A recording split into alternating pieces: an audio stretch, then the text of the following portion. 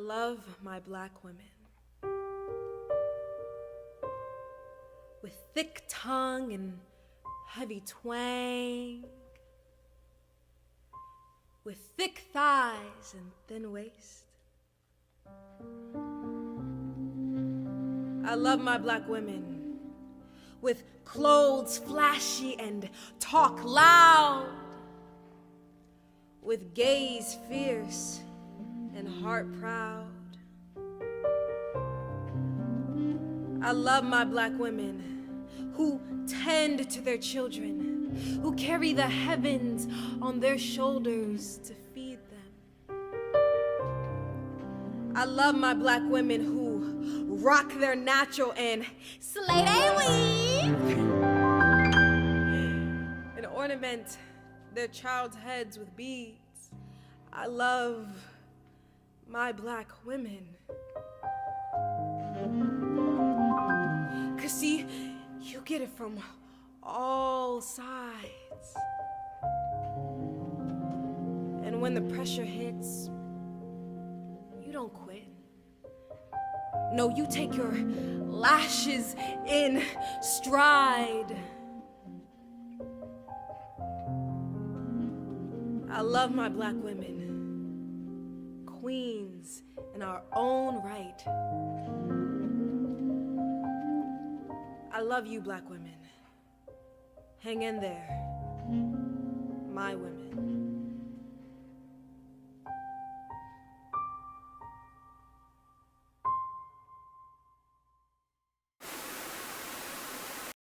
When we think of African American women that changed American history, we think of Harriet Tubman, Ida B. Wells, Angela Davis, Mary McLeod Bethune, and so many more. These women paved the way for us. They allowed us the opportunity to experience the freedoms that we are so honored to have today. Historically, many cultures in continental Africa developed hairstyles that define status or identity in regard to age, ethnicity, wealth, social rank, marital status, religion, fertility, adulthood, and death. Hair was carefully groomed by those who understood the aesthetic standard, as the social implications of hair grooming were a significant part of community life. Dense, thick, clean, and neatly groomed hair was something highly admired and sought after. Hair groomers possessed unique styling skills, allowing them to create a variety of designs that met the local cultural standards. Hair was usually dressed according to local culture. The 1960s was the time when the civil rights movement was beginning to morph into the Black Power movement. This movement meant that the visual aesthetic of black was in direct contrast to straight hair. Wearing their hair in its natural state was a way of showing their connection to Africa. This was their way of going against European standards of beauty. In the 1970s, the natural hair movement was seen on various members throughout the culture, including the Black Panther Party and other activists. The Afro hairstyle was also seen in films throughout the 1970s. The Afro has also been a source of contention within society in the 70s. The style was seen as a political statement, and therefore, Afro-wearing black women were harassed and many were arrested by the police. While the 80s and 90s abandoned the Afro hairstyle, the 2000s saw an emergence of the style within the black community. Black women began to ditch relaxers and allowed their natural hair to grow out. Afro-textured hair, or kinky hair, is the hair texture of populations in Africa, their diaspora, and parts of Southeast Asia. Each strand of this hair type grows in a tiny angle-like helix shape. The overall effect is such that, contrasted with straight, wavy, or curly hair, Afro-textured hair appears denser sometimes. A person's hair has different textures. In 1997, hairstylist Andre Walker created a numerical grading system for human hair types. The Andre Walker hair typing system classifies Afro-textured hair as type 4. There are other types of hair defined as type 1 for straight hair, type 2 for wavy, and type 3 for curly, with the letters A, B, and C used as indicators of the degree of the coil variation in each type, with the subcategory of type 4C being most exemplary of the Afro-textured hair. The Crown Act was created in 2019 to ensure protection against discrimination based on race-based hairstyles by extending statutory protection to hair texture and protective styles such as braids, locks, twists, and knots in the workplace and public schools.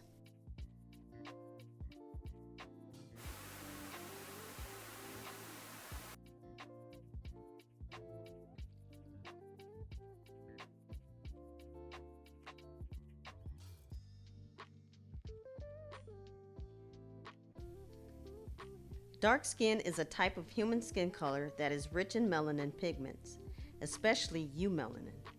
People with very dark skin are often referred to as black people. Although this usage can be ambiguous in some countries, where it is also used to specifically refer to different ethnic groups or populations. Humans with dark skin pigmentation have skin naturally rich in melanin, especially eumelanin, and have more melanosomes, which provide superior protection against the deleterious effects of ultraviolet radiation. This helps the body to retain its folate reserves and protects against damage to DNA. Colorism, a practice of discrimination by which those with lighter skin are treated more favorably than those with darker skin. This practice is a product of racism in the United States, in that it upholds the white standards of beauty and benefits white people in the institutions of oppression.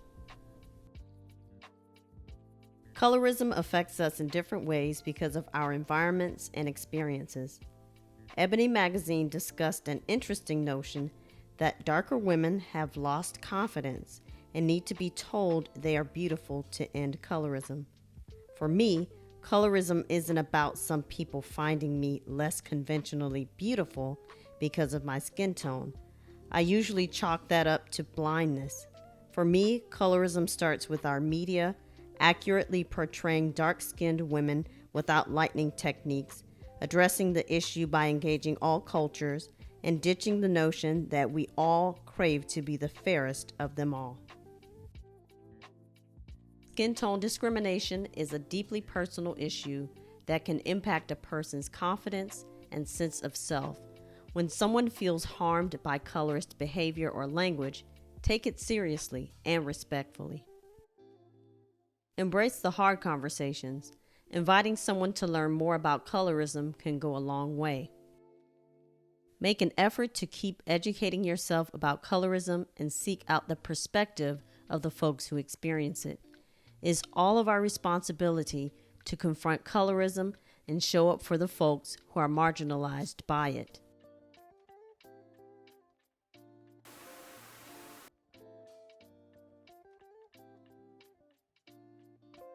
From the Harlem Renaissance in the 1920s to the Civil Rights Movement to the 80s and 90s hip-hop era to now, African influence on fashion has made a significant mark on Black culture.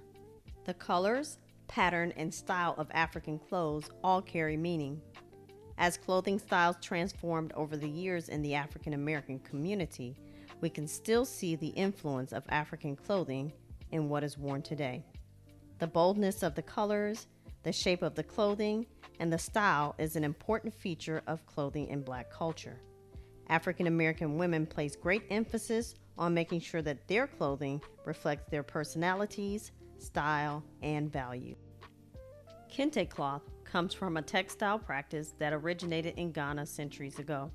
The fabric has come to symbolize cultural affiliations from West Africa across the diaspora.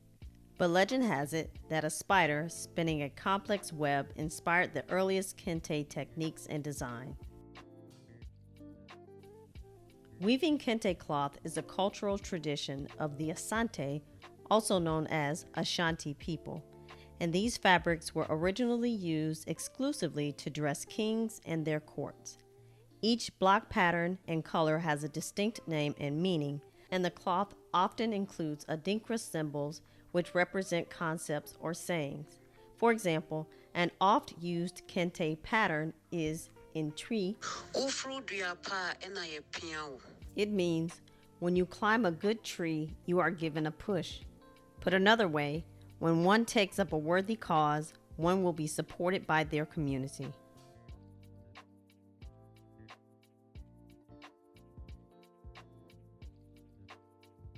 Here are a few colors commonly found in Kente cloth and their meanings.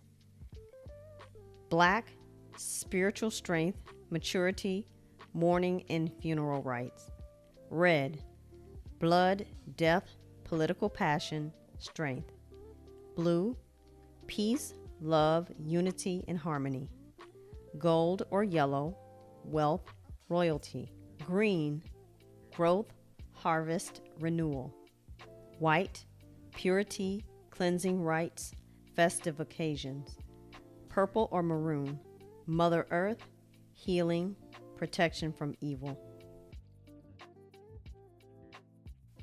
Kente appeared on the radar of most African Americans in 1958 when Kwame Nkrumah, the first Prime Minister of independent Ghana, wore the cloth to meet with President Eisenhower at the White House. Kente cloth and dashikis remain staples of urban black life and received a new layer of significance when adopted by the hip-hop community in the 1980s. A kufi, or Kufi Cap, is a brimless, short, and rounded cap worn by men in many populations in North Africa, East Africa, Western Africa, and South Asia.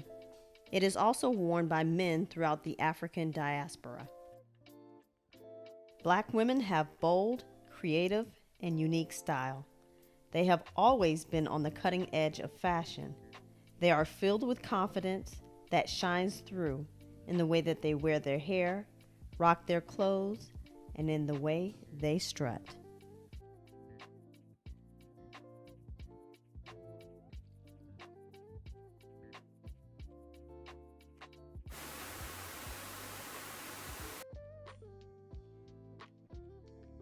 In the United States, an astounding 17% of black women are in the process of starting or running new businesses.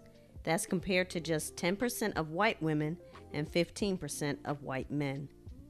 Never before have we seen such potential for black women to elevate their voice and their careers and to achieve social and economic equality. One means for realizing this dream lies in the opportunities offered through entrepreneurship. Women bring a different set of perspectives to problem solving that can enhance the quality of the solution. Women bring a unique set of issues and experiences that can help in decision making, enhancing the quality of the decision. Women entrepreneurs tend to be highly motivated and self-directed. They also exhibit a high internal locus of control and achievement. Researchers contend that women business owners possess certain specific characteristics that promote their creativity and generate new ideas and ways of doing things.